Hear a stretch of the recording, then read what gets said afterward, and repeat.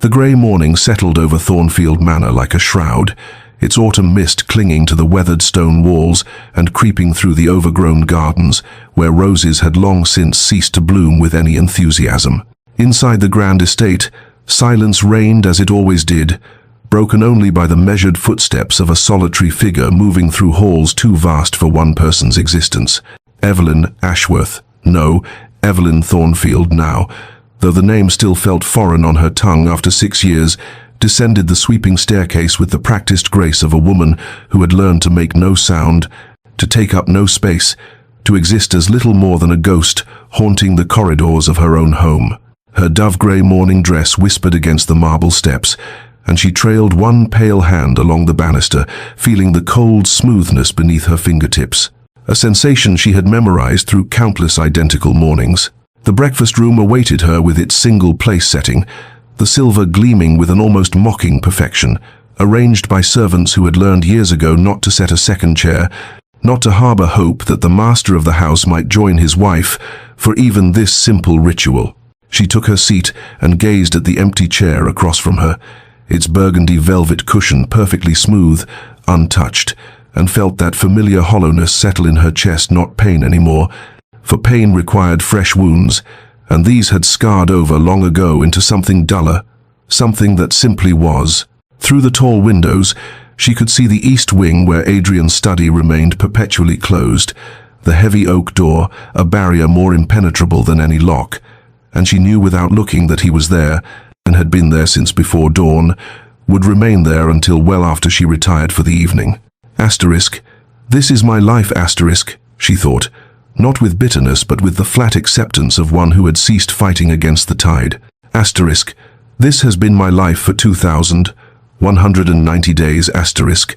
She had stopped counting somewhere around the 1,000th, but the number had etched itself into her consciousness anyway, each day adding its weight to the collection. The marriage had been arranged, as such things were in their circles, her father and his father meeting over brandy and cigars,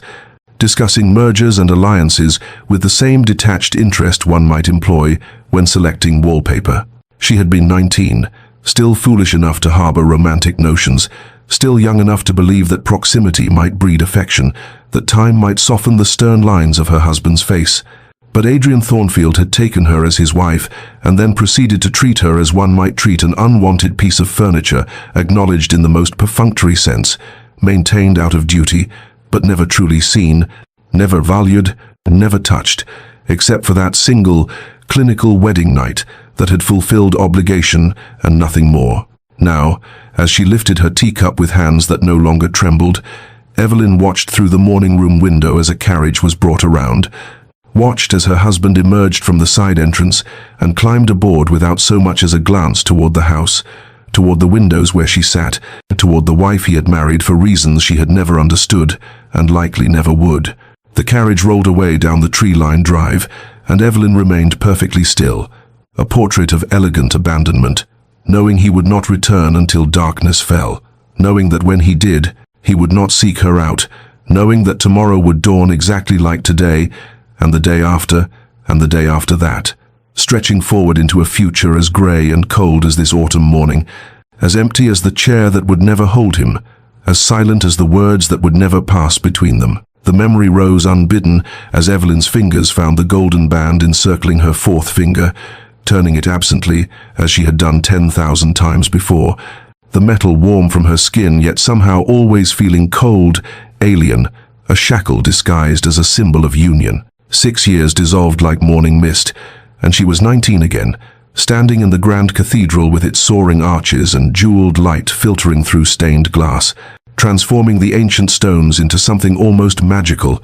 almost capable of blessing the travesty unfolding within its walls. She had worn her mother's dress, altered to fit her slender frame, the ivory silk cascading around her like sea foam, and she had dared, foolish, naive girl, to hope that perhaps this arrangement might become something more, that the tall, dark-haired man waiting at the altar might look at her with something other than the cool indifference she had witnessed during their 3 brief, chaperoned meetings. But when she had walked down that endless aisle on her father's arm, her heart fluttering with nerves and that stubborn, resilient hope that youth carries like a torch into darkness, Adrian Thornfield had watched her approach with eyes as grey and unmoved as winter stone, his jaw set in a hard line, his posture rigid with something that she would later recognize as barely suppressed anger, though at whom or what she could not fathom. The ceremony had proceeded with mechanical precision, his responses delivered in a flat, emotionless tone that sent the first tendrils of dread curling through her chest, and when the vicar pronounced them man and wife, Adrian's kiss had been a mere brush of lips against hers, cold and perfunctory, over before it began, and then he had turned away as if she had already ceased to exist. The wedding breakfast had been an elaborate affair, her father and his business associates holding court at one end of the long table, while Adrian spoke in low tones with his solicitor, and it was then, while servants circulated with champagne and delicate pastries, that she had overheard the words that would haunt her for years to come. The merger is complete then, the properties consolidated, the debts settled, spoken by a portly gentleman with mutton chop whiskers, and her father's response, slightly slurred with drink. Indeed, indeed, Thornfield got what he wanted, and I've secured my interests, a satisfactory arrangement all around. She had felt something crack inside her chest that day, some fragile thing she hadn't known she was carrying, but the worst was yet to come. For that first night, when she had waited in the vast bedroom of Thornfield Manor, wearing the delicate nightgown her mother had pressed into her hands, with tearful instructions she was too embarrassed to fully articulate, Adrian had entered the room with the demeanor of a man attending to an unpleasant but necessary task. He had claimed his marital rights in silence, without tenderness, without even meeting her eyes, and when it was over, he had risen, dressed, and left her there in the darkness, alone with her tears and the dawning realization that she had been sold into a loveless prison with no possibility of parole. Now, back in the present morning, Evelyn released the ring and let her hand fall to her lap. The weight of 6 years pressing down upon her shoulders like stones, each one carved with a hope abandoned, a dream relinquished, a part of herself she had learned to bury in order to survive the slow suffocation of a marriage that was marriage in name only, wondering, as she did every morning, how many more years she would wear this band, this symbol of hollow vows, this golden circle of beautiful lies. The days unfurled with monotonous predictability, each one a mirror of the last, and Evelyn had learned to fill the empty hours with small rituals that gave shape to the shapeless void of her existence. After breakfast, she would don her gardening gloves and venture into the grounds where the roses struggled against neglect, and she would prune and tend them with a devotion that the servants whispered was touching in its futility. For what purpose did beauty serve when no one remained to admire it? Yet she persisted, finding in the soil and the thorns something honest, something that responded to care even if nothing else in her life did. And by mid-morning her fingers would be stained with earth, her cheeks flushed from exertion, alive in a way she never felt within the manor's oppressive walls. The library became her sanctuary in the afternoon hours, that vast room with its floor-to-ceiling shelves holding thousands of volumes that Adrian never touched, and she would lose herself in worlds created by minds far removed from her own suffering, traveling to places she would never see, loving characters who loved freely in return, living vicariously through ink and paper and imagination. Mrs. Brennan, the housekeeper who had served the Thornfield family for 3 decades, would sometimes pause in the doorway with fresh tea, and Evelyn would catch the older woman's expression, a mixture of pity and helpless sorrow that made her feel simultaneously comforted and pathetic. For even the servants knew the truth of her marriage, had witnessed her attempts over the years to bridge the chasm between herself and her husband. She had tried, God knows she had tried, in those first months and then years, appearing at his study door with offerings of tea, with questions about his day, with invitations to walk the gardens or attend the theatre, and each time he had dismissed her with barely concealed impatience, his responses clipped and cold, his eyes never quite meeting hers, until she had learned to stop asking, stop hoping, stop expecting anything beyond civil indifference. The transformation had been gradual, like a flower closing its petals against the frost, the hopeful bride slowly calcifying into a woman who had learned that survival meant asking for nothing, expecting nothing, being nothing more than a decorative fixture in a house that would never be a home. But she had found her small rebellions, her tiny acts of self-preservation that kept some essential part of her alive beneath the layers of resignation. The music she played on the pianoforte when Adrian was away, pouring her loneliness into Chopin and Debussy until the notes became tears she could not shed. The letters she wrote to her cousin in Bath, carefully editing out the despair, and the garden that bloomed despite everything, a testament to the stubborn persistence of life, even in the most inhospitable conditions. It was on one such afternoon, as she sat in the library with a volume of Keats open in her lap, the autumn light slanting through the windows in golden bars that seemed to cage her in beauty, that Mrs. Brennan entered with the silver salver bearing the afternoon post, and atop the small pile of correspondence lay a cream envelope with an ornate seal, an invitation to the Haverford Ball, the first grand event of the social season, and Evelyn stared at it for a long moment, her heart beginning to beat with something that might have been hope or might have been fear, wondering if she dared to step back into the world beyond these walls, to remember what it felt like to be seen. The invitation lay on the small writing desk in Evelyn's chambers, propped against the inkwell where she had placed it after carrying it upstairs,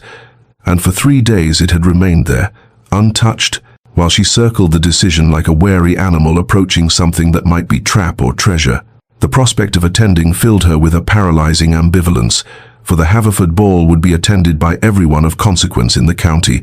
which meant exposure, scrutiny, the inevitable whispers that followed her whenever she appeared in society as the mysteriously neglected wife of Adrian Thornfield, and worse, the possibility of Adrian himself being present, which would mean enduring in public what she endured in private, his studied indifference, his gaze that slid past her as if she were furniture, his conversations with everyone except the woman who bore his name. She remembered, with a sick feeling in her stomach, the opera performance 2 years prior, when she had attended with her cousin visiting from Bath, and Adrian had been there in a box across the theatre with business associates, and during the interval when she had crossed paths with him in the corridor, he had nodded to her with the polite disinterest one might show a vague acquaintance, then turned immediately to continue his conversation, leaving her standing there burning with humiliation while curious eyes catalogued her shame. Yet something in her rebelled against allowing fear and past pain to dictate her choices, some stubborn spark that had survived 6 years of slow suffocation. And when her lady's maid, Sarah, came to help her dress for dinner that evening, the girl had noticed the invitation and said, with uncharacteristic boldness, "You should attend, milady. You deserve to dance and laugh and live like the young woman you are, not moulder away in this great tomb of a house." And though Evelyn had gently chided her for the impertinence, Sarah's words had struck something deep and true. That night, alone in the darkness, Evelyn made her decision with a clarity that surprised her. She would attend the ball, not to please Adrian, not to perform the role of dutiful wife for society's benefit, not even with any hope that her husband might notice or care, but for herself. For the girl she had been before this marriage had carved out her insides and left her hollow, for the woman she might still become, if she dared to remember how to want something, anything, beyond mere survival. The following morning, she summoned Sarah, and together they went through her wardrobe, pushing aside the subdued colors she had adopted over the years, the grays and mauves and dusty blues that helped her fade into the background until they found it. Still wrapped in tissue at the back of the armoire, a gown of deep emerald silk that her mother had commissioned for her trousseau,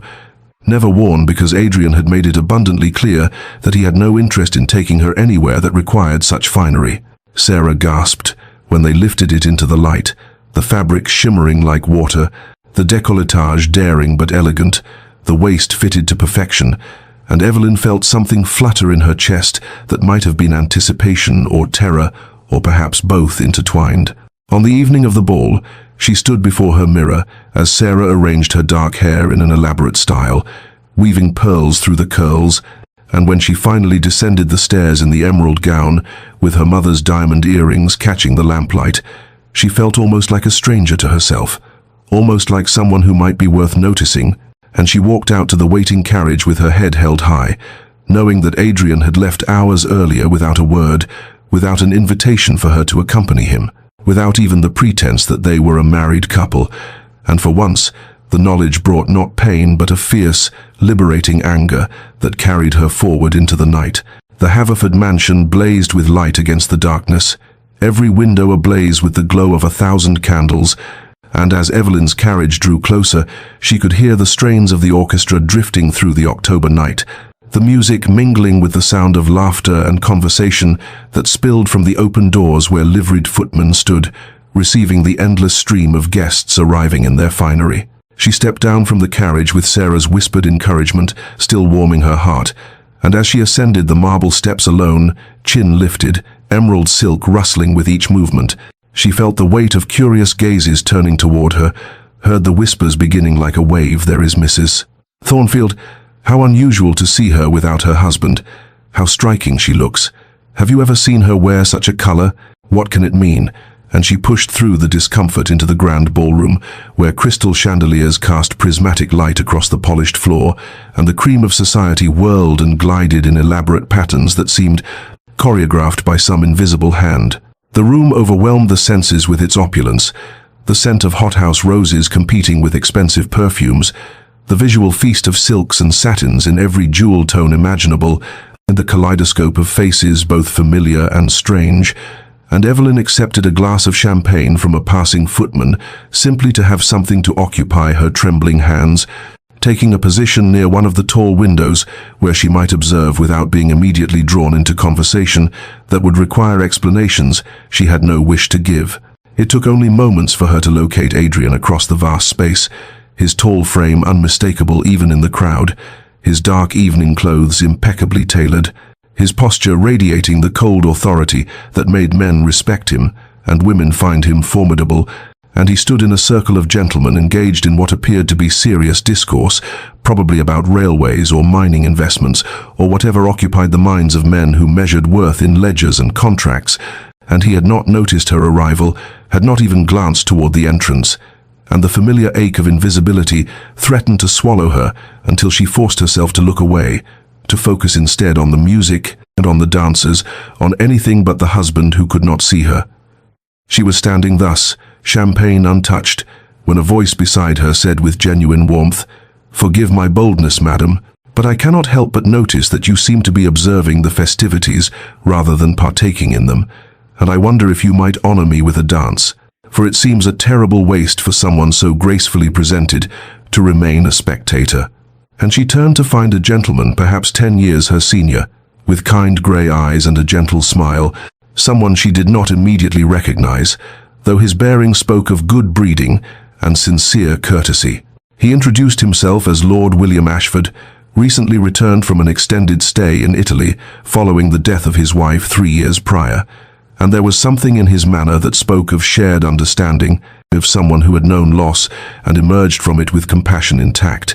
And when he extended his hand with a questioning look, Evelyn hesitated for only a heartbeat before placing her gloved fingers in his palm, thinking that this small act of acceptance, this willingness to dance with a stranger who had asked kindly rather than out of obligation or pity, was itself a reclamation of something she had thought lost forever, a quiet declaration that she existed beyond the confines of her marriage, that she could be seen, could choose, could move through the world as herself, rather than as the shadow of a man who had never wanted her. Lord William Ashford led her onto the dance floor with the practiced grace of a gentleman who had waltzed in the finest ballrooms of Europe, his hand at her waist firm but respectful, his other hand cradling her gloved fingers with a gentleness that made her throat tighten unexpectedly. And as the orchestra began the familiar strains of a Viennese waltz, Evelyn found herself swept into the rhythm, her emerald skirts swirling around her legs like water, the chandelier light fragmenting into stars above them as they turned and turned again in patterns that required no thought, only surrender to the music's pull. William was perhaps an inch shorter than Adrian but moved with far more fluidity, and he guided her through the dance with such natural confidence that she felt graceful in his arms, felt almost beautiful, and when he spoke his voice was low enough that only she could hear over the swelling strings, asking her if she had been to Italy, whether she enjoyed music, what books had captured her attention lately, questions that seemed genuinely intended to know her rather than to fill silence with meaningless pleasantries, and she found herself answering with an openness that surprised her, telling him about her love of Gothic novels, though they were considered rather scandalous, about her attempts to learn Italian through grammar books in the library, about the garden where she spent her mornings tending roses that bloomed in defiance of the approaching winter. He listened with his full attention, his grey eyes warm with interest, and he told her in turn about the hill towns of Tuscany, where he had wandered after his wife's passing, about the art he had seen in Florence, about how grief had taught him that life must be lived fully in the present, because the future promised nothing. And there was such gentle wisdom in his words, such hard-won peace, that Evelyn felt something loosen in her chest,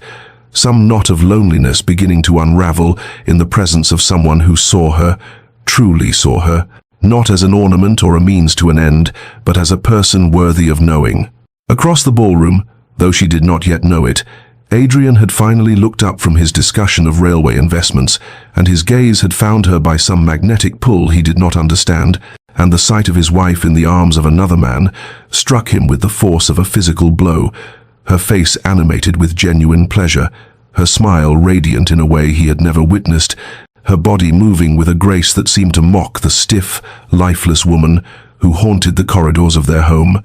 and something dark and possessive unfurled in his chest, something that felt uncomfortably like panic,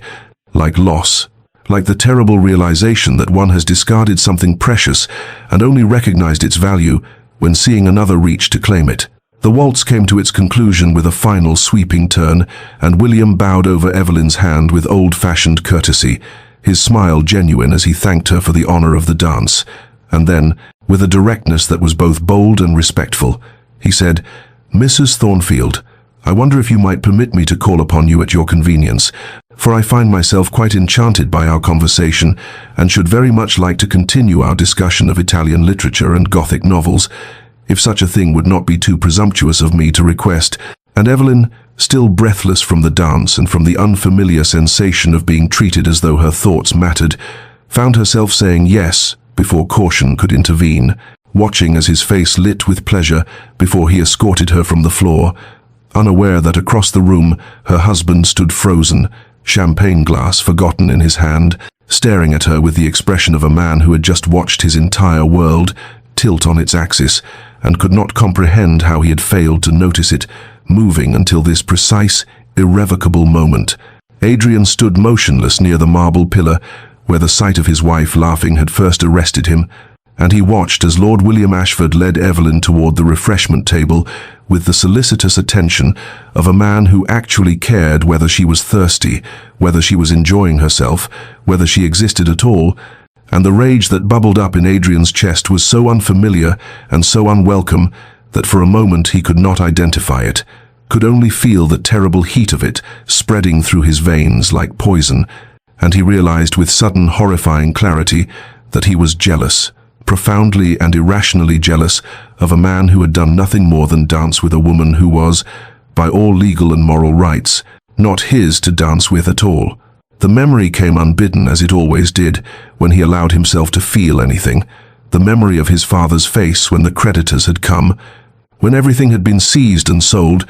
when the proud Thornfield name had been dragged through bankruptcy courts and scandal sheets, and his father's voice breaking as he explained that Richard Hartley had orchestrated it all, had used inside knowledge gained through friendship to destroy their shipping company and absorb its most profitable routes into his own empire, and the way his mother had wept silently in the drawing room as their furniture was carried away piece by piece, and then the fever that had taken his father within the year, the grief and shame literally consuming him from within until there was nothing left but a shell in a borrowed coffin. Adrian had been 23 when he had sworn over that grave that he would have his revenge, that he would rebuild the Thornfield fortune through sheer will and ruthless business acumen, and that he would take from Richard Hartley something precious, something irreplaceable. And when the opportunity had come 6 years later to marry Hartley's only daughter, the girl he doted upon, the child he had spoiled and cherished and planned to see brilliantly matched,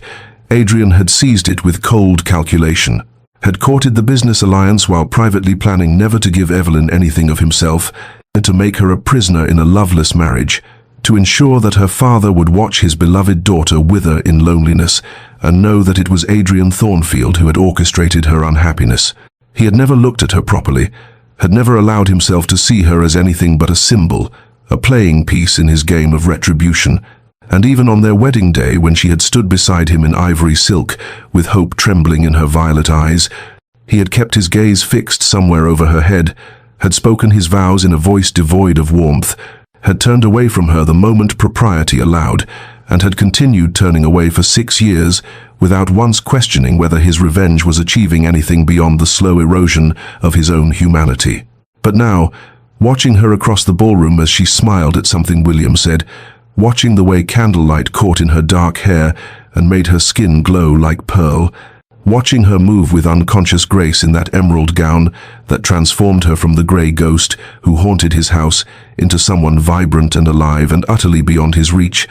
Adrian felt the foundation of his revenge crack and crumble, felt the satisfying certainty of his righteous anger drain away to leave only a terrible hollow awareness that he had won nothing, had proven nothing, had accomplished nothing except the destruction of an innocent woman who had never harmed him, who had been 18 years old and blameless when he had decided to use her as an instrument of punishment, and the revenge that had sustained him through 6 years of deliberate coldness now tasted like ash in his mouth, like the bitter dregs of a poison he had been drinking himself while believing he was administering it to his enemy. Adrian moved through the dispersing crowd with sudden purpose, his long strides carrying him toward where Evelyn stood beside Lord William Ashford near the terrace doors, and he arrived just as William was taking his leave with a courteous bow, and Adrian heard himself saying in a voice that sounded strange to his own ears,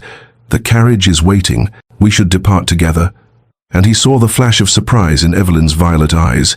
saw the way her posture stiffened almost imperceptibly as though bracing for some new cruelty, and William glanced between them with the keen perception of a man who recognized undercurrents he could not fully understand, before wishing them both a pleasant evening and disappearing into the crowd, leaving Adrian alone with his wife for the first time in he could not remember how long,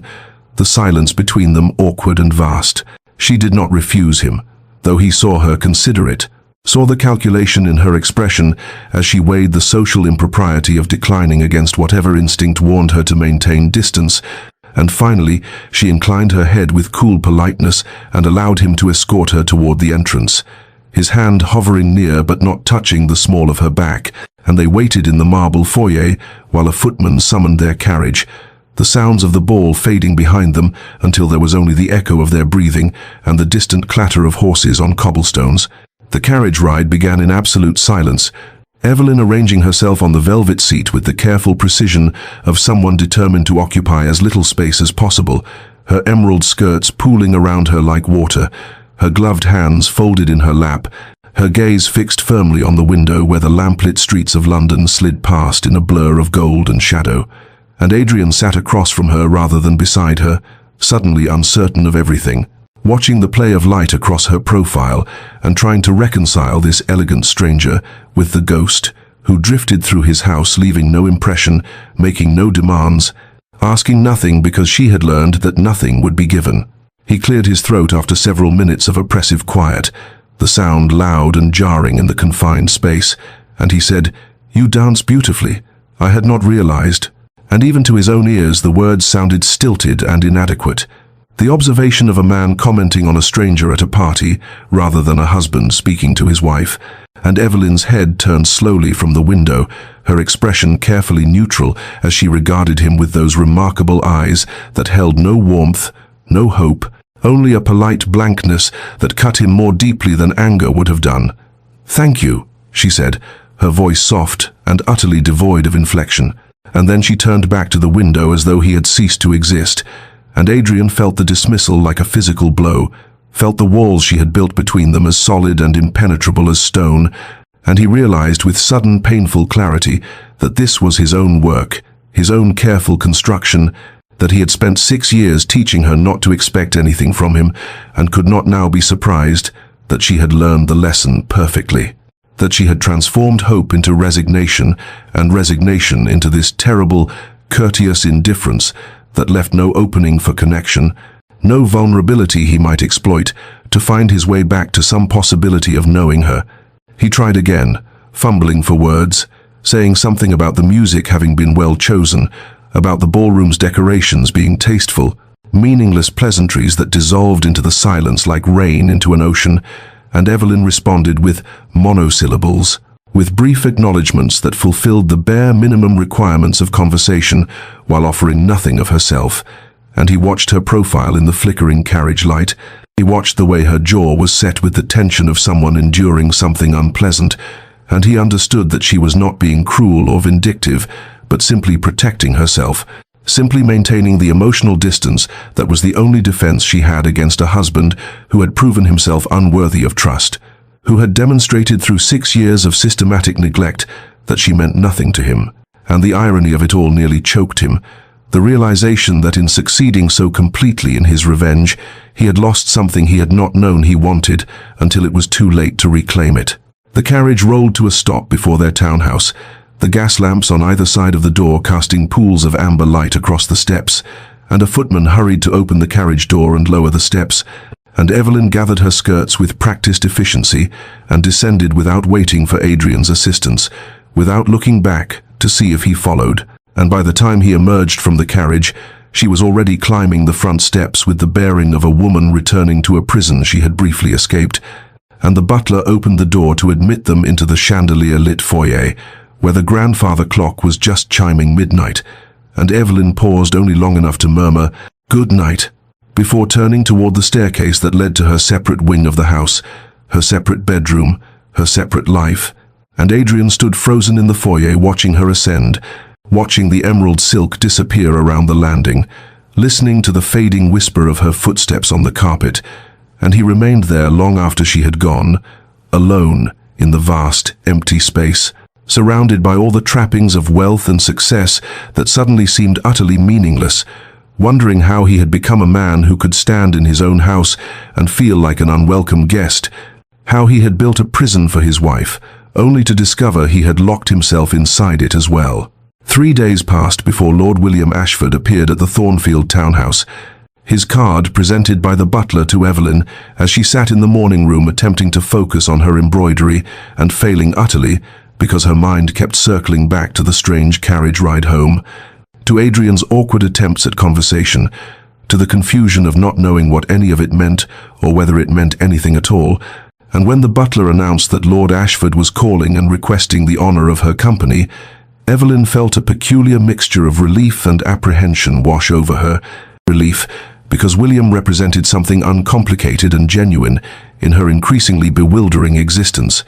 and apprehension, because she was aware, in some dim corner of her consciousness, that receiving him might provoke consequences she could not yet foresee. She instructed the butler to show Lord Ashford to the drawing room and to send for her lady's maid as chaperone, propriety demanding that even a married woman not receive a gentleman caller entirely alone, and she took a moment to smooth her morning dress of pale blue muslin and check her reflection in the mirror above the mantelpiece, seeing there a woman who looked composed and serene despite the turmoil churning beneath the surface,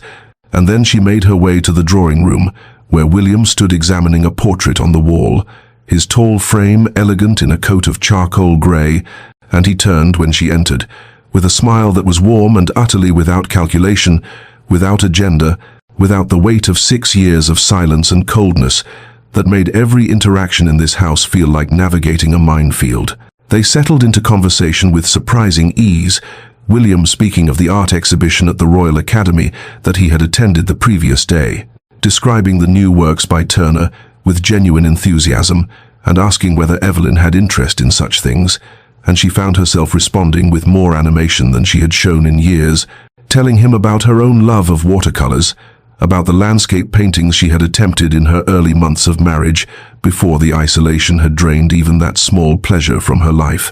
And William listened with the focused attention of someone who actually cared about her answers, who saw her as a person with thoughts and preferences and interior life rather than as a decorative object or a means to an end. Their discussion ranged from art to literature, William mentioning that he had recently read a new novel that he thought she might enjoy, a romance set in the Scottish Highlands that his sister had recommended, and Evelyn confessed her fondness for poetry, for Wordsworth and Keats, for verses that captured beauty and melancholy in equal measure, and they discovered a shared appreciation for travel literature, for accounts of distant lands and exotic cultures, William describing his time in India, with the East India Company, and the strange beauty of the subcontinent, and Evelyn speaking wistfully of places she had only read about, of Venice and Paris and the Swiss Alps, destinations that existed for her only in books and paintings, because her marriage had confined her to an emotional prison, even as it provided material comfort. What neither of them noticed during their animated conversation was the figure that appeared briefly at the study window overlooking the street. Adrian, having heard the sound of an unfamiliar masculine voice drifting up from the drawing room and having moved to investigate with a churning sensation in his gut that he recognized now as jealousy, that primitive, possessive feeling that had no rational basis, given that he had forfeited any claim to Evelyn's attention or affection through 6 years of deliberate neglect, and he stood watching as William eventually emerged from the house and helped Evelyn into her cloak for a turn around the garden, the two of them walking the gravel paths between the rose bushes with the easy companionship of old friends. And Adrian gripped the window frame until his knuckles went white, watching his wife smile at another man, watching her gesture expressively as she spoke, watching her exhibit all the animation and warmth that he had never seen directed toward himself, because he had never given her reason to offer it. When William finally took his leave with a deep bow and a promise to send her the novel they had discussed, when he handed Evelyn a crisp white card with an invitation to a gallery opening the following week, when she accepted with a smile that transformed her entire countenance into something radiant and alive, Adrian turned away from the window, feeling as though he had witnessed something being stolen from him, something he had thrown away himself and now desperately wanted back, and the bitter irony of it settled over him like a shroud.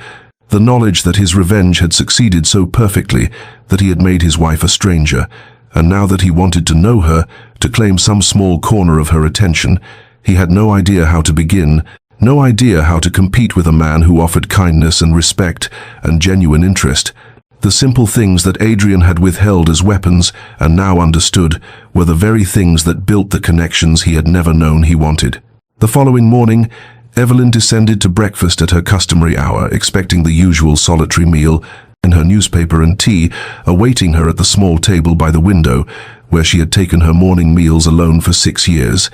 And she stopped short in the doorway of the breakfast room to find Adrian already seated there, not at the head of the long formal dining table where he occasionally took his meals, but at her small, intimate table, and he looked up when she entered with an expression that might have been hopefulness or might have been uncertainty, and he said, "Good morning. I thought we might breakfast together." And Evelyn felt confusion wash over her like cold water, because this was not their pattern, this was not how their household operated, and she moved slowly to her chair, trying to understand what this alteration meant, what fresh cruelty or strange game he might be playing now. The meal proceeded in excruciating awkwardness, Adrian attempting conversation with the stilted formality of someone who had forgotten or perhaps never learned how to engage in casual domestic exchange, asking whether she had slept well, commenting on the weather with observations so banal they might have come from a stranger, making polite chit-chat in a railway carriage, and Evelyn responded with careful monosyllables, her wariness a shield she had constructed over years of disappointment and could not simply lower because her husband had inexplicably decided to notice her existence, and she watched him covertly over the rim of her teacup, trying to discern what had changed, what catalyst had transformed 6 years of systematic neglect into this sudden, awkward attention that felt more disorienting than comforting. The pattern repeated itself over subsequent days, Adrian appearing at meals he had never before attended, lingering in rooms where she sat reading, making fumbling attempts at dialogue that revealed how little he knew of her life, of her thoughts, of anything beyond the most superficial facts of her existence. And one evening at dinner he asked with the air of someone attempting genuine interest, "How did you occupy yourself today? What activities filled your hours?" And Evelyn looked at him across the candlelit table, feeling a surge of something that might have been anger or might have been bitter amusement, because the question revealed the vast chasm of, in his ignorance, revealed that he had no idea how she spent her days, her weeks, her years, in this house where she lived as a ghost, and she said with careful neutrality, "Much as I occupy myself every day, I tended the garden, I read, I practiced my music, I embroidered, I managed the household accounts that someone must attend to," and she saw him flinch slightly at the implication that she had been performing these duties, always, invisibly, while he pursued his business and his revenge and whatever else filled his purposeful existence. That night, after Evelyn had retired and the house had settled into its customary silence, Adrian sat alone in his study with a glass of whiskey he did not drink, staring at the ledgers before him without seeing the neat columns of figures, and he confronted with brutal honesty the magnitude of what he had done, not merely the original sin of marrying her for revenge, but the compounded cruelty of the 6 years that followed, the systematic erasure of her personhood, the deliberate cultivation of this vast, unbridgeable distance that he now desperately wanted to cross and had no idea how to navigate. And he understood with painful clarity that presence alone was not enough, that appearing at meals and making stilted conversation could not undo years of absence, could not rebuild trust that had never been established in the first place, could not transform a wife who had learned to expect nothing into a woman willing to risk hoping again. And the realization settled over him like a weight, the knowledge that he had broken something precious before he ever knew its value, and he had no blueprint for repair, no map to guide him back to possibilities he had destroyed before they could take root. The gallery opening took place on a mild afternoon, when spring seemed to be cautiously asserting itself against winter's lingering claims, and Evelyn arrived with Lord William in his carriage, the propriety of their arrangement beyond reproach, given that she had brought her maid along as chaperone, and that their destination was a public exhibition, attended by half of society.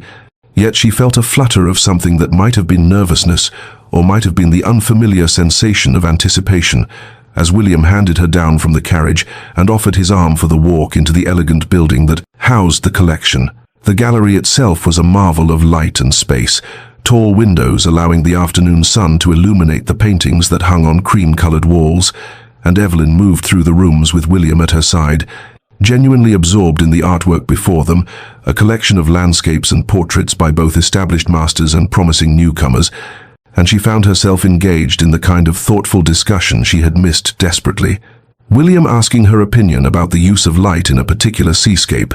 she pointing out the emotional depth captured in a portrait of a young woman reading by a window, and for a stretch of time she forgot entirely about the strange tension that had invaded her household, forgot about Adrian's bewildering attempts at conversation, forgot about everything except the pleasure of shared aesthetic appreciation and intelligent discourse. They were standing before a particularly striking painting of the Thames at sunset, the water rendered in shades of gold and crimson, when Evelyn became aware of a familiar presence nearby, and she turned to find Adrian approaching with the carefully casual air of someone who wished to appear as though his attendance were mere coincidence, and he greeted them with formal politeness, claiming that he had business in this part of town and thought he might stop by the exhibition, having read favorable reviews in the morning papers. But Evelyn saw the tension in his jaw, the way his eyes flickered between her and William with barely concealed assessment, and she felt a strange shift in the atmosphere. The comfortable companionship she had been enjoying suddenly complicated by her husband's unexpected appearance. The three of them moved through the remaining rooms together, maintaining the outward appearance of cordial civility, both men behaving with impeccable correctness, yet Evelyn sensed the undercurrent running between them. The way William's comments about the art seemed designed to demonstrate his connection with her, his understanding of her tastes and preferences, and the way Adrian listened with increasing tension, occasionally interjecting observations that revealed he had no knowledge of her artistic interests, no foundation for the kind of easy dialogue that she and William shared, and she found herself in the peculiar position of feeling both uncomfortable with the barely concealed competition and strangely powerful, realizing that for the first time in her marriage she was not invisible, not forgotten, but rather the center of attention in a way that would have seemed impossible mere weeks ago. When the viewing concluded and they emerged into the softening light of late afternoon, William suggested tea at a nearby establishment, and Adrian immediately countered with the observation that he had his carriage waiting and would be honored to convey Lady Evelyn home. And she stood between them, feeling the weight of their expectant gazes, these two men who represented such different possibilities, William offering the safe harbor of proven kindness and genuine respect, Adrian offering nothing concrete except his sudden inexplicable interest and the confusion of not understanding what had changed, or why it had changed, or whether it meant anything at all, and she made her choice based on propriety and prior arrangement, accepting William's invitation for tea while thanking Adrian politely for his offer, and she saw something flicker across her husband's face that might have been hurt or might have been frustration before he bowed with rigid formality and departed. The tea was pleasant enough, William making no reference to the awkward encounter, instead continuing their discussion of art and expanding into talk of an upcoming exhibition of Italian masters. But Evelyn found her attention fractured, part of her mind still processing the strange tableau at the gallery, the sight of Adrian appearing where he had no reason to be except to intrude upon her afternoon with William, and when William finally escorted her home in the gathering dusk, handing her down from the carriage with a warm smile and a reminder of his promise to send her a book of poetry they had discussed. She entered the house to find Adrian standing in the foyer as though he had been waiting there, and their eyes met across the marble expanse, and neither spoke, but something passed between them in that silent exchange, something charged and uncomfortable and impossible to name, before Evelyn gathered her skirts and climbed the stairs to her chambers, while Adrian remained below, watching her ascent, with an expression of such complex emotion that even he could not have articulated what he was feeling, only that it burned in his chest like a brand. This jealousy and regret, and desperate longing to reclaim something he had never valued until he saw another man appreciating what he had discarded. The weeks that followed the gallery opening settled into a pattern that would have seemed impossible just months earlier. William calling at the estate with a regularity that spoke to serious courtship intentions, while remaining always within the bounds of strict propriety, bringing books he thought Evelyn might enjoy, inviting her to attend concerts and exhibitions with appropriate chaperonage, engaging her in the kind of thoughtful discourse that nourished a part of her soul that had been starving for years in this beautiful prison of a house. And simultaneously, Adrian increased his presence in her daily life, with a determination that bordered on desperation, appearing not just at meals now, but in the drawing room where she received William, in the garden where she walked in the afternoons, in the library where she spent her evenings, his attempts at conversation growing slightly less stilted with practice, though still marked by the fundamental awkwardness of two people who had lived as strangers under one roof for 6 years and had no foundation of shared experience, trust upon which to build. And Evelyn found herself caught between these two men like a rope pulled taut between opposing forces, William representing safety and proven kindness and the promise of a life where she would be valued and seen and cherished, Adrian representing only confusion and the treacherous stirrings of something she dared not name, something that whispered that perhaps the man she had married was finally becoming visible beneath the cold stranger who had ignored her for so long. And she did not trust these feelings, did not trust the sudden transformation, could not simply forget 6 years of systematic neglect because her husband had inexplicably decided she was worth noticing. The servants observed this strange triangle with poorly concealed fascination, their whispered conversations falling silent when Evelyn entered rooms, their knowing glances passing between them when William's carriage arrived or when Adrian emerged from his study. At the precise moment, Evelyn was receiving her guest, and Mrs. Henshaw, the housekeeper who had served the family for 30 years, remarked to the butler that she had never seen anything quite like it. The master suddenly acting like a husband after all this time, and wasn't it peculiar how men never valued what they had until they saw another man appreciating it? And the household staff divided into camps, some sympathizing with Lord William, who was clearly a gentleman of the first order and would make their lady a proper husband. Others noting that for all his faults the master seemed genuinely changed, genuinely suffering, genuinely attempting to breach the walls his own cruelty had constructed. Evelyn's internal conflict deepened with each passing day, her conversations with William leaving her feeling peaceful and appreciated, her interactions with Adrian leaving her feeling turbulent and confused and dangerously close to hoping again. And she found herself analyzing her own reactions with ruthless honesty, questioning whether what she felt toward Adrian was genuine attraction or merely the pathetic eagerness of a starved heart willing to accept crumbs from the man who had denied her sustenance, wondering whether choosing William would be wisdom or cowardice, whether choosing Adrian would be courage or foolishness. And she slept poorly during these weeks, lying awake in her chambers, staring at the ceiling and trying to untangle the knot of her emotions, trying to understand what she truly wanted versus what she thought she should want, trying to discern whether Adrian's transformation was real or temporary or simply a competitive response to another man's interest that would fade once the threat was eliminated. The household received invitations to a formal dinner party at the Ashworth estate,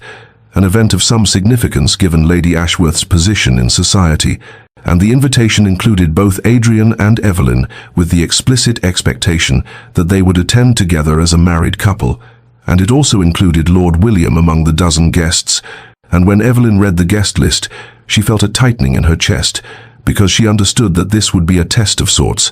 a public stage upon which this private drama would play out before the eyes of society, and Adrian must have felt the same awareness, because when he encountered her in the hallway outside the breakfast room, he said with uncharacteristic directness, "The Ashworth dinner. I understand we are both invited. I hope you will allow me to escort you properly, as your husband." And there was something almost pleading beneath the formal words. And Evelyn looked at him, seeing the tension in his posture and the vulnerability he was learning to show, and she nodded her acceptance because she was still his wife, whatever else might be true, and she saw relief flash across his features before he mastered his expression, and they stood there in the hallway for a long moment, neither quite knowing what else to say,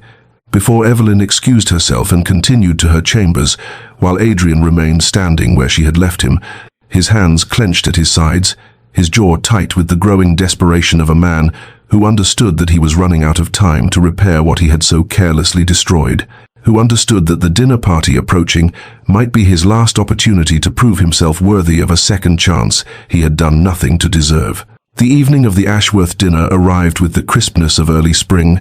and Evelyn dressed with unusual care in a gown of midnight blue silk that brought out the color of her eyes,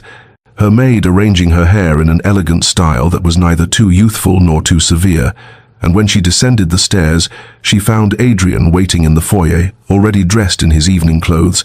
and something passed across his face when he saw her.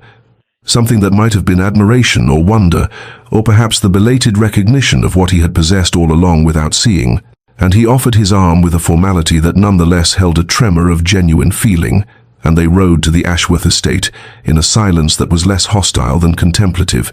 each lost in thoughts of the evening ahead and what it might reveal. Lady Ashworth greeted them with the gracious warmth of a seasoned hostess, and Evelyn found herself thrust into a role she had not occupied in years, that of Adrian's wife in truth rather than merely in name, and she moved through the receiving of guests with a poise that came from good breeding and years of observing society, even while existing on its margins. And Adrian remained at her side with an attentiveness that did not escape notice, his hand occasionally finding the small of her back in a gesture of partnership. His responses to other guests' remarks, including references to "we" and "our household," in ways that acknowledged her presence and position, and she felt the strangeness of it, like an ill-fitting garment she was being asked to wear after years of comfortable solitude. When Lord William arrived, looking distinguished in his evening attire, he greeted them both with perfect courtesy, though his eyes lingered on Evelyn with a warmth that spoke volumes, and she saw Adrian stiffen almost imperceptibly beside her, his jaw tightening as William engaged her in conversation about a recent book of poetry he had sent her, and the three of them navigated the social niceties with the skill of well-trained performers, while beneath the surface currents of tension flowed like underground rivers, threatening to breach their banks. Dinner itself was an exercise in restraint, Evelyn seated between a baronet's widow and a young scholar of antiquities, Adrian positioned across the table where he could observe her interactions, and William placed several seats away, yet managing somehow to catch her eye periodically with expressions of gentle encouragement, and the conversation flowed around topics of politics and art and the latest theatrical productions, and Evelyn contributed when called upon with intelligent observations that surprised some of the guests who had perhaps heard whispers of the strange marriage and expected to find her diminished or bitter, and she saw Adrian watching her with an intensity that bordered on hunger, seeing her perhaps as others saw her, gracious and articulate and quietly lovely, all the things he had deliberately refused to notice for 6 long years. When the ladies withdrew after dinner, leaving the gentlemen to their port and cigars, Lady Ashworth complimented Evelyn on her gown and her conversation, and then with the casual directness of old friendship said, "My dear, you seem quite transformed from the last time we met. There is a light in you that was absent before, and I confess I have observed certain changes in the dynamics of your household if the whispers are to be believed, And Evelyn felt heat rise to her cheeks but maintained her composure, replying only that life had indeed become more interesting of late, and Lady Ashworth smiled knowingly before the conversation moved to safer topics. When the gentleman rejoined them, Lady Ashworth suggested that perhaps Lady Evelyn might honor them with a performance at the piano, for she had heard that Evelyn possessed considerable talent, though opportunities to display it had been sadly rare, and Evelyn felt every eye turn toward her, including Adrian's dark gaze and William's encouraging smile, and she rose with outward calm, though her heart beat rapidly because this too was a revelation, a displaying of a part of herself that Adrian had never asked about, had never cared to discover, and she moved to the beautiful instrument positioned near the windows and settled herself on the bench, her fingers finding the keys with the familiar ease of long practice, and she began to play a piece by Chopin, Nocturne in E-flat major, and the music filled the room like moonlight made audible, melancholic and beautiful and achingly expressive of emotions she had kept locked away for so long. And as she played, she forgot about her audience, forgot about the complicated tangle of her circumstances, forgot everything except the language of the music that spoke what words could not convey, the loneliness and longing, and the terrible tender hope that still lived somewhere deep within her wounded heart, despite all reasons for its extinction. The final notes of the Chopin Nocturne faded into silence, and for a moment the drawing room remained perfectly still, as though the guests feared that any movement might shatter the spell the music had woven, and then applause broke out, genuine and appreciative, and Evelyn rose from the piano bench feeling oddly vulnerable, as though she had revealed more of herself than she had intended, and Lord William was the first to approach her, his eyes warm with understanding as he said, "That was extraordinary, Lady Evelyn. You have a rare gift for allowing the music to speak what words cannot express," and she thanked him with a smile that acknowledged both the compliment and the deeper recognition beneath it. But even as she accepted his praise, she was aware of Adrian standing near the fireplace, his posture rigid, his expression unreadable, and when the other guests had added their compliments, and Lady Ashworth had suggested they return to the drawing room for cards and conversation, Adrian moved toward the piano with a hesitancy that was entirely unlike his usual decisive manner. He stopped a few feet from where she stood, and she saw something working in his face, some emotion struggling to surface through years of deliberate suppression, and when he spoke his voice was lower than usual, pitched for her ears alone beneath the chatter of the departing guests. "My mother used to play that piece," he said, and there was a roughness to the words as though they had been dragged up from some deep place when I was a boy. Before she died, she would play it in the evenings, and my father would sit beside her, and they would—" He stopped, his jaw clenching, and Evelyn felt her breath catch, because this was the first truly personal thing he had ever shared with her, the first glimpse into the man beneath the cold facade, and she saw pain in his eyes, old grief mixed with something newer and more immediate. And he continued, "I had forgotten, or perhaps I had chosen not to remember, but hearing you play it tonight, I realized that I never asked you about your music, about what you loved or why you played or what the music meant to you. I never asked you anything at all, did I?" Too. And there was such naked remorse in the question that Evelyn felt her carefully constructed defenses waver, felt the anger she had nurtured for 6 years collide with the unexpected tenderness of seeing this proud man, humbled by his own recognition of what he had failed to do. She looked at him, truly looked at him, and saw that he was waiting for her response as though it might determine something crucial, and she found she could not speak past the tightness in her throat, could only shake her head slightly, and the movement seemed to pain him more than any words might have done, and he nodded once, accepting the condemnation, before saying quietly, "Would you allow me the opportunity to learn now, even though I have no right to ask it, even though I squandered every chance you gave me before?" The other guests had moved to the adjacent room, leaving them in this moment of strange intimacy, and Evelyn felt the weight of choice pressing upon her, the safety of retreat warring with the dangerous pull of possibility,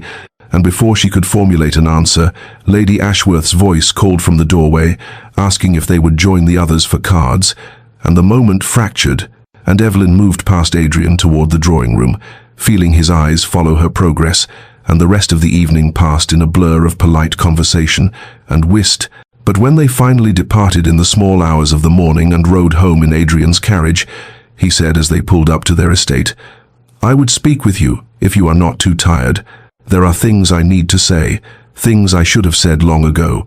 And Evelyn looked at his face illuminated by the carriage lamps and saw both hope and fear there, and found herself nodding agreement, even as her heart beat hard with apprehension about what such a conversation might unleash. They entered the library together, and Adrian closed the door behind them with a soft click that seemed to seal them into this moment of reckoning, and Evelyn moved to stand near the fireplace where embers still glowed from the earlier evening fire, needing the warmth against the chill that had settled into her bones despite the spring season.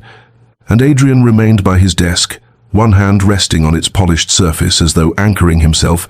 and the silence stretched between them until he finally spoke, his voice rough with emotion he had not allowed himself to feel for so many years. "I do not know how to begin this," he said, and she heard the tremor beneath the words, the uncertainty of a man venturing into territory he had deliberately avoided.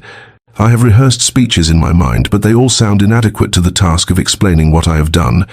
what I have failed to do, what I have been." Evelyn turned to face him, her expression guarded but not entirely closed,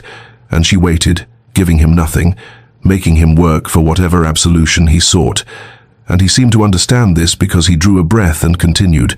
"When I married you 6 years ago, it was not with honorable intentions. I married you for reasons that had nothing to do with you as a person. You were a means to an end, a piece in a larger game I was playing, and I am ashamed to admit that I never looked beyond that. Never considered what it would mean for you to be bound to a man who had determined from the outset to be cold and distant." The words fell between them like stones dropped into still water, creating ripples that spread and multiplied, and Evelyn felt pain bloom fresh in her chest because hearing it stated so plainly was different from suspecting it, and she asked quietly, "What game, what end could possibly justify such deliberate cruelty?" And Adrian's face twisted with something that might have been self-loathing as he replied, "I cannot tell you everything, not yet. There are aspects of my motivations that are not mine alone to reveal, and business matters that implicate others, but I can tell you that I was wrong, grievously wrong, to use you as I did, to punish you for circumstances beyond your control." His answer was not enough. She knew that and he knew that. But there was something in his eyes that suggested genuine torment, and she found herself saying, "You speak of using me as though I were an object, a tool, and for 6 years, that is precisely what I have been, a wife in name only, a ghost haunting the halls of a house that was never truly home,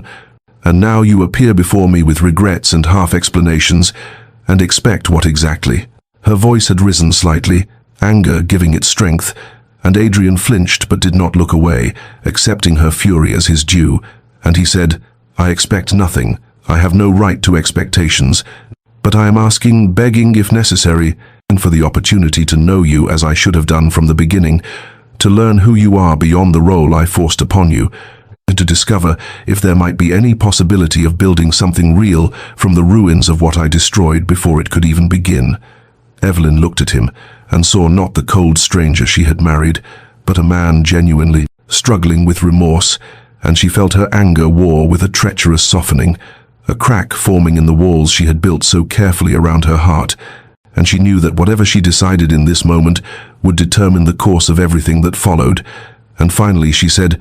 "I cannot forgive you, not now, perhaps not ever, but I will consider allowing you to try to know me, though I make no promises about what you will find or whether it will be enough." And Adrian's expression transformed with something that looked dangerously close to hope, and he nodded slowly, accepting her terms, and asked softly, "May I begin now? May I ask you about the music, about why you chose that particular piece tonight?" And Evelyn felt tears prick her eyes because it was such a small question, but it represented everything he had never asked before, and she sank into the chair near the fire and began to speak about her mother who had taught her to play, about the consolation music had provided during the loneliest years, about how the Chopin nocturne reminded her of both beauty and sorrow intertwined. And Adrian listened with an attention so focused it was almost painful to witness, and when she finished, he thanked her quietly for trusting him with even that small piece of herself. And they sat together in the library until the fire burned low, not touching, not reconciled, but perhaps beginning the long, difficult journey toward understanding. Weeks passed, like the slow turning of pages in a familiar book, each day marked by small, careful steps towards something that might eventually resemble understanding, and Evelyn found herself caught in a strange new rhythm where morning light would find her and Adrian walking together through the garden paths she had once traversed alone, their footsteps synchronized, though they rarely touched. And at first, these walks were conducted in near silence, broken only by observations about the weather or the progress of the roses. But gradually, as April surrendered to May and the estate bloomed with color, their conversations began to deepen in ways that felt both fragile and significant. Adrian would ask about the books she read and listen with an attention that seemed to memorize every word, as though he were studying for an examination he desperately needed to pass. And Evelyn found herself speaking more freely than she had intended about the novels that had sustained her through the lonely years, about the poetry that had given voice to emotions she could not otherwise express. And once, when she quoted a line from Wordsworth about finding peace in nature, Adrian had completed the verse in a voice rough with disuse, revealing depths she had not suspected. And she had looked at him with surprise that made him confess he had been reading the same volumes from the library, trying to understand what had nourished her spirit in his absence. Lord William continued to call with perfect propriety, bringing flowers and books and engaging her in conversations that ranged from art to philosophy, and Adrian would watch from windows or doorways with an expression that spoke of barely controlled torment. And once, when William had stayed longer than usual, discussing a new translation of Dante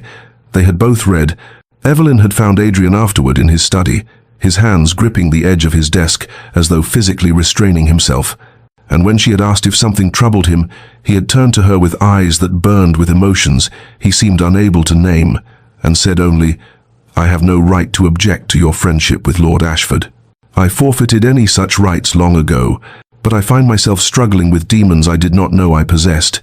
And the raw honesty of the admission had made her heart beat faster with something that might have been fear, or might have been its opposite. They began taking tea together in the afternoons, and Adrian would attempt small gestures of consideration, remembering how she preferred her tea, ensuring her favorite cakes were served, asking after the welfare of the garden plants she had mentioned. And though these attentions were simple, they represented a fundamental shift from the man who had not noticed her existence for 6 years, and Evelyn felt herself softening despite her determination to remain guarded, felt the walls she had built beginning to develop cracks through which dangerous possibilities might enter. One evening, they sat together in the library reading in companionable silence, she with her volume of poetry, and he with correspondence he was attempting to manage, and at one point, she reached for a book on the table between them. At the same moment he reached to return his pen to its stand, and their hands came within a breath of touching. So close she could feel the warmth of his skin, though they did not make contact, and both froze in that suspended moment, and Evelyn saw Adrian's chest rise and fall with quickened breathing, saw his eyes fixed on the narrow space between their hands, as though it represented a chasm. He longed to cross but dared not, and she withdrew her hand slowly, carefully, and heard his quiet exhalation that might have been disappointment or relief, or both, and they returned to their reading. But the words on her page had ceased to make sense, and she knew from the way he stared unseeing at his letters that he was equally undone by what had almost happened, by the small, almost touch that represented everything still unspoken between them. Lord William arrived on a Tuesday afternoon, when June sunlight poured through the drawing-room windows and made the room seem too bright for the conversation that was to follow, and Evelyn received him with her customary grace, though something in his manner, a certain determination in the set of his shoulders, a resolved quality to his usually gentle expression, told her that this visit was different from those that had come before. And when he requested a private audience with unusual formality, she felt her heart begin to beat with an irregular rhythm that spoke of both anticipation and dread, and she dismissed the maid who had been sitting as chaperone, knowing that what William had come to say deserved the dignity of privacy, even if it meant bending propriety's rules. He did not sit, but stood near the window with light behind him, making his features difficult to read, and he began by speaking of the friendship that had developed between them over these past months, describing it as one of the great unexpected joys of his return to England, and Evelyn listened with growing certainty about where this conversation would lead, and when he finally turned to face her fully and said, "Mrs. Thorne, Evelyn, I have come to offer you what I hope might be a path toward happiness." She found she was gripping the arms of her chair with white-knuckled intensity. His proposal, when it came, was everything she might have wished for in another lifetime, heartfelt, respectful, painting a picture of partnership and mutual regard, offering her escape from a marriage that had been a prison, promising her a life where she would be valued and cherished and seen. And William spoke of his estate in the countryside, where she might have gardens larger than any she had tended here,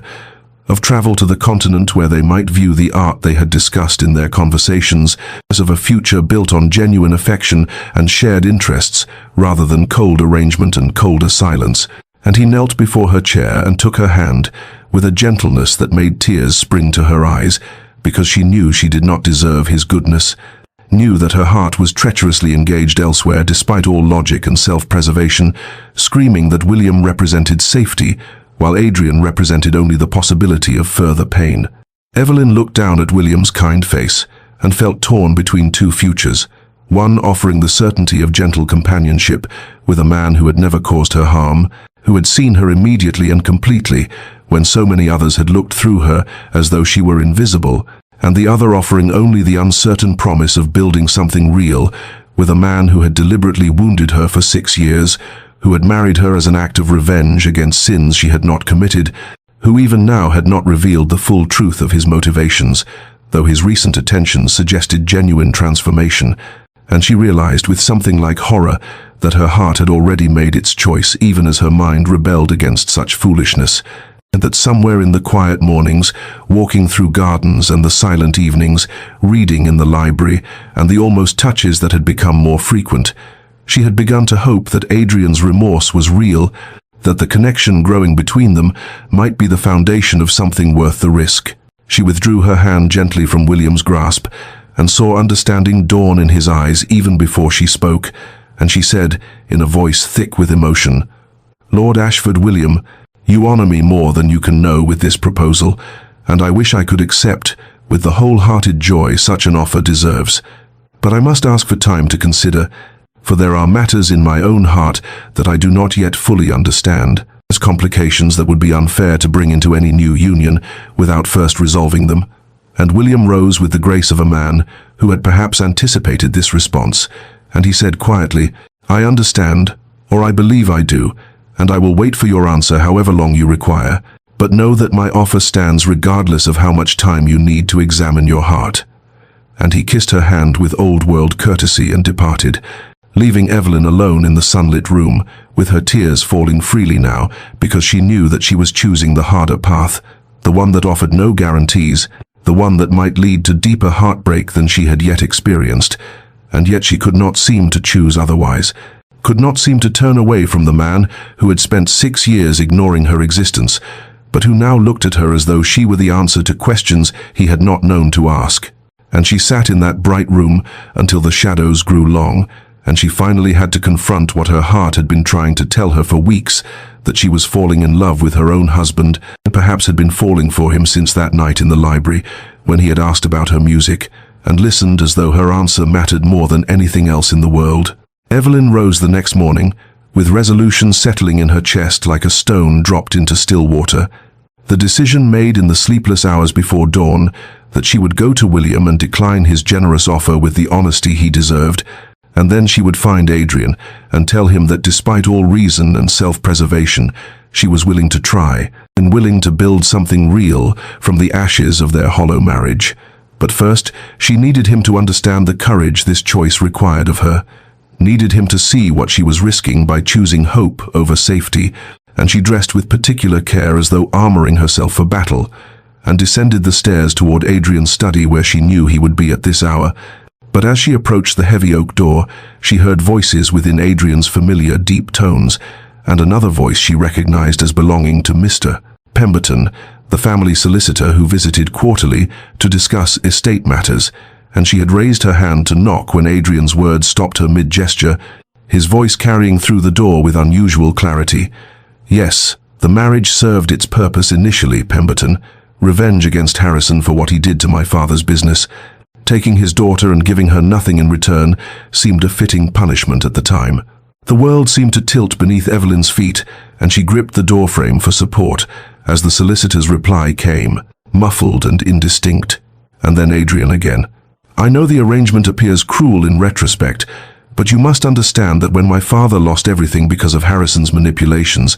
when he died broken and disgraced, I swore I would make the man pay, and marrying his precious daughter only to ignore her existence seemed a suitable retribution." And Evelyn felt something inside her chest crack open, like ice breaking under spring thaw. All the small, tender shoots of hope and trust that had been growing these past months, suddenly exposed to killing frost. And she understood with devastating clarity that every kindness Adrian had shown recently, every gentle conversation and tentative touch, had been built on a foundation of calculated cruelty, that she had been not a wife, but a weapon, not a person, but a tool for vengeance against sins her father had committed before she was even born.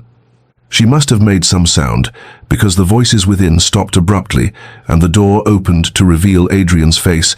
and whatever expression she wore made the color drain from his features, as comprehension dawned that she had heard that the truth he had been carefully avoiding could no longer be concealed, and Pemberton gathered his papers and departed with uncomfortable haste, leaving them facing each other across a chasm that had suddenly widened into something that might be unbridgeable. Evelyn found her voice, though it emerged as something barely above a whisper, asking, "Is it true? All of it?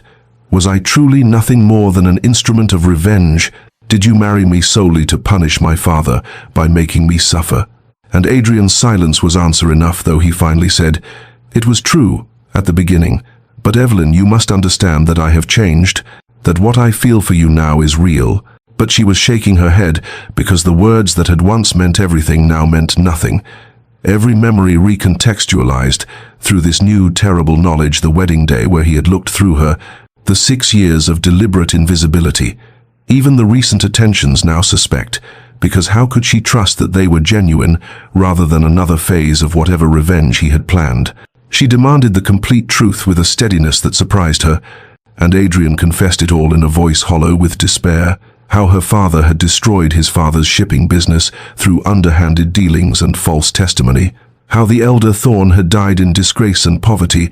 How Adrian had spent years rebuilding the family fortune with the singular purpose of making Harrison pay. How marrying Evelyn had been the final piece of his revenge, taking Harrison's beloved only daughter and condemning her to a half-life of loneliness and neglect. And he spoke of how his feelings had begun to shift when he saw her dancing with William, how the week since had shown him the depth of what he had destroyed, how he had fallen in love with the woman he had married to punish. But Evelyn was no longer listening because the pain was too vast to contain. 6 years of suffering suddenly given context and meaning that made it somehow worse, and she felt herself breaking apart like a ship against rocks. All the careful composure she had maintained dissolving into grief and rage, and a betrayal so complete it seemed to hollow her out from within. Adrian reached for her, and she recoiled as though his touch might burn, and she saw him flinch at the rejection, but she could not bring herself to care, could not access anything beyond the anguish of understanding that she had never been seen as human, that her pain had been the point, that the man she had been foolish enough to begin loving had orchestrated every moment of her suffering with deliberate intent, and she turned and fled up the stairs to her chambers, leaving Adrian standing alone in the corridor with his confession hanging in the air like smoke from a fire that had consumed everything worth saving. And she locked her door and collapsed onto the floor and wept with a violence that seemed to tear something fundamental inside her, mourning not just the marriage that had been a lie, but the fragile new thing that had been growing between them, the tender possibility that had been revealed as just another illusion. And in his study below, Adrian sat with his head in his hands, knowing that he had finally lost what he had only just realized he desperately wanted to keep. That the truth he had hidden had done exactly what truth always does. When kept in darkness, it had grown into something that destroyed everything it touched. 3 days passed in silence that settled over the estate like snow, muffling all sound,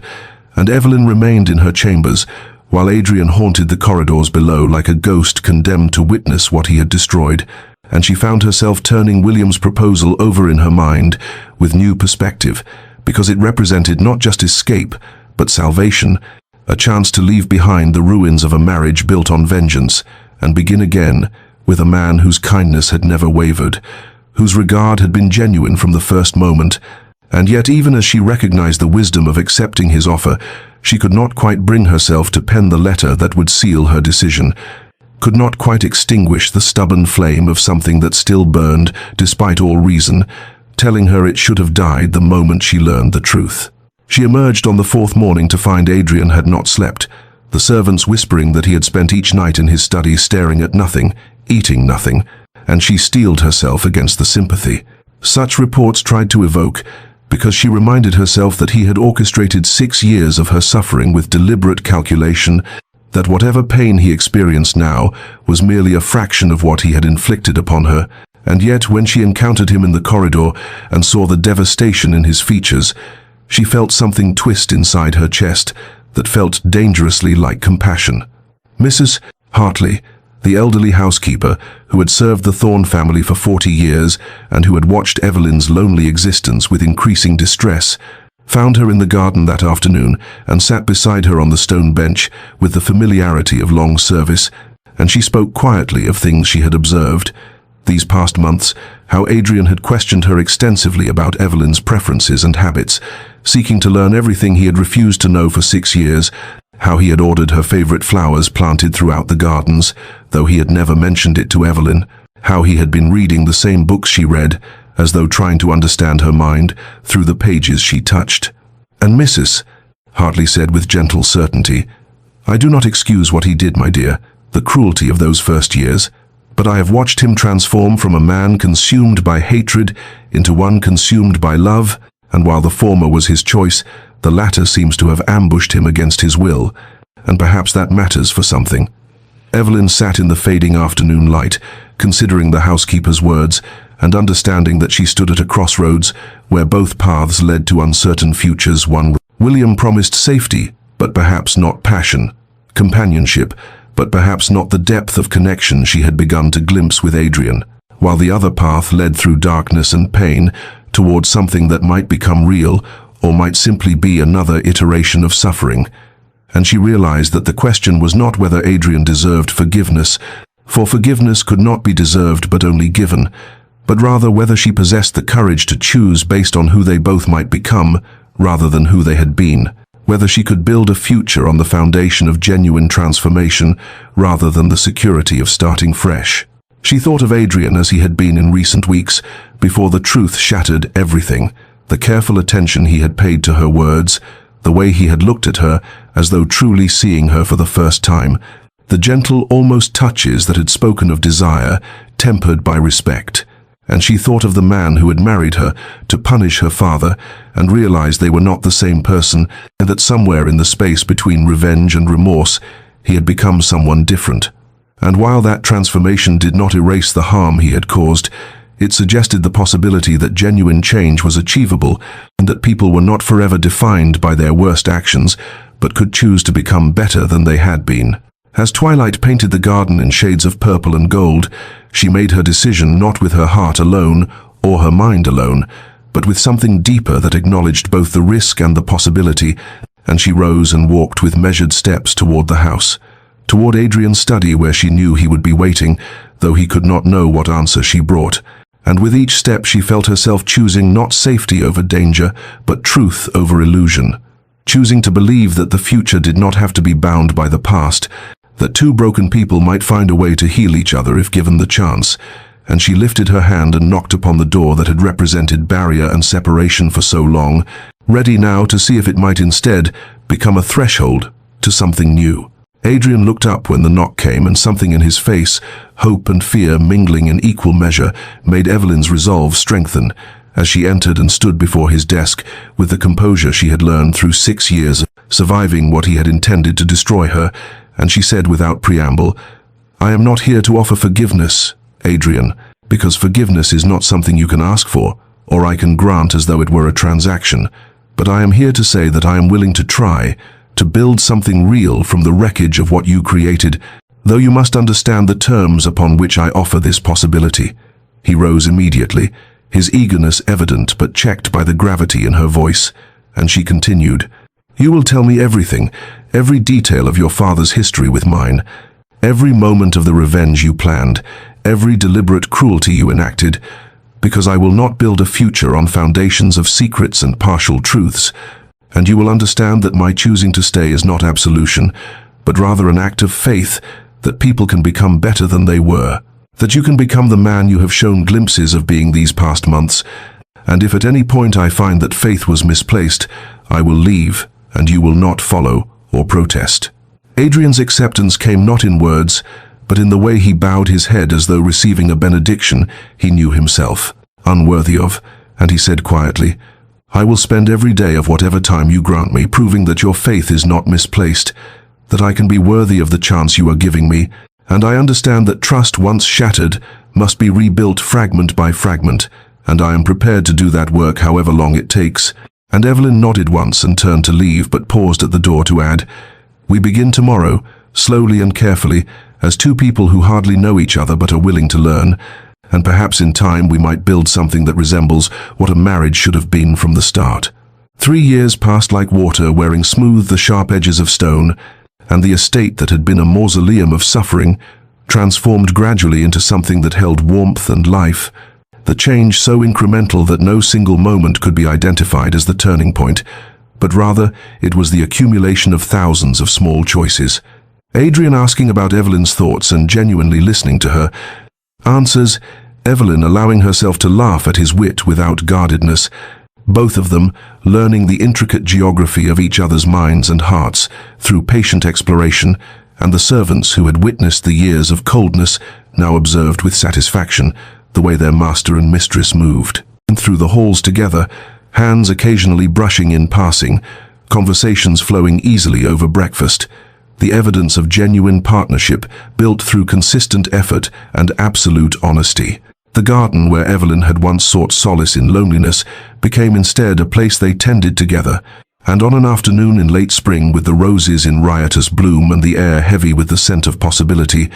Evelyn sat on the stone bench, cradling their infant daughter, while Adrian knelt among the flower beds, speaking softly to the child about the different varieties, as though she could understand, and watching them, Evelyn felt something inside her chest that she had thought revenge had killed permanently, the sense of being completely, genuinely happy, not the fragile happiness built on illusion, but the deep satisfaction of knowing she had chosen rightly, had taken the harder path, and found it led somewhere worth reaching. Dear listener, there is something profound in understanding that we are none of us forever bound by our worst moments, that transformation is always possible, though it requires the kind of courage that looks like foolishness to those who have never attempted it. And while Adrian's revenge had been calculated to destroy it, had instead, through the unexpected variable of genuine remorse and Evelyn's extraordinary capacity for grace, created the conditions for something real to grow from, poisoned ground. And perhaps there is wisdom in recognizing that love earned through adversity and built through conscious choice possesses a depth that love granted easily can never quite achieve. If you have known betrayal, if you have suffered at the hands of someone who later sought redemption, know that choosing to trust again does not make you weak, but rather demonstrates a strength most people never access. And while not all who harm us will transform as Adrian did, and while forgiveness should never be offered where genuine change is absent, there remains the possibility that people can surprise us, can become better than they were, can choose love over hatred if given the chance and the proper motivation. May you find the wisdom to know when to offer that chance and when to walk away. May you discover the courage to choose based on who people are becoming rather than who they have been, and may you rest tonight knowing that even the most shattered things can sometimes be rebuilt into something beautiful, though the work is hard and the outcome never guaranteed. May peace find you in the quiet hours,